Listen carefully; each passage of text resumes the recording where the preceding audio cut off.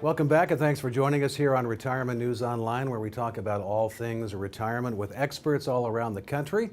And today we're talking about risk, which is something one needs to consider managing in retirement planning. And not just market risk, there are a host of other risks that need to be considered. My guest is Curt Scott, who practices in Columbus, Ohio. And Curt, let's begin by talking about market risk and how risk tolerances can change as you approach retirement. Yeah, Scott, thank you for the question. It's an important question that we all face. We feel that there are four pillars of retirement. We've got risk management, you've got estate planning, tax planning, and income planning. We think that risk management is the most important. Some of the things that we have to think about when we are managing risk for retirees is the obvious market risk. What happens if the market goes down? We saw what happened in 2008. We saw what happened in 2000, 2001, and 2002. It disrupted the retirement plans of many folks that were close to retirement.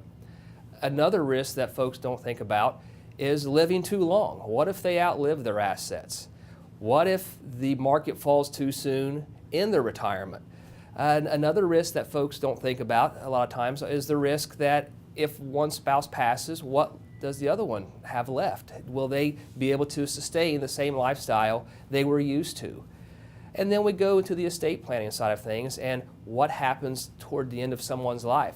Will they need additional care? Will their assets be able to take on the added stress of paying for long-term care? So again, talking about longevity risk, the fact that retirees now are living much longer into their 80s and 90s more often. Some advisors now say that with this longer investment horizon, which is 25 or 30 years, that it's justifying taking on more risk. What's your take on that?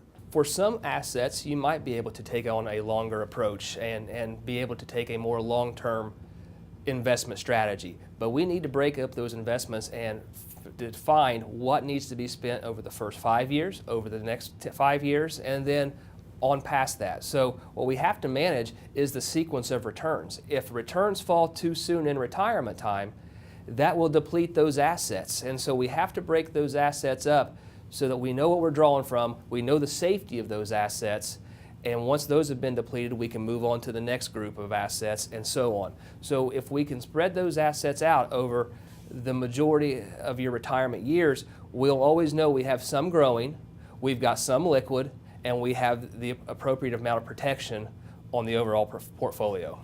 Well, finally, Curt, what if a client comes to you and says, I need growth, but I don't want any risk?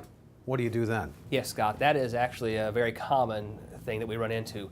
We have lots of individuals that are close to retirement that need to have more growth than bonds and CDs are giving them right now. But they do not want the risk of the stock market and what that might entail over the next few years.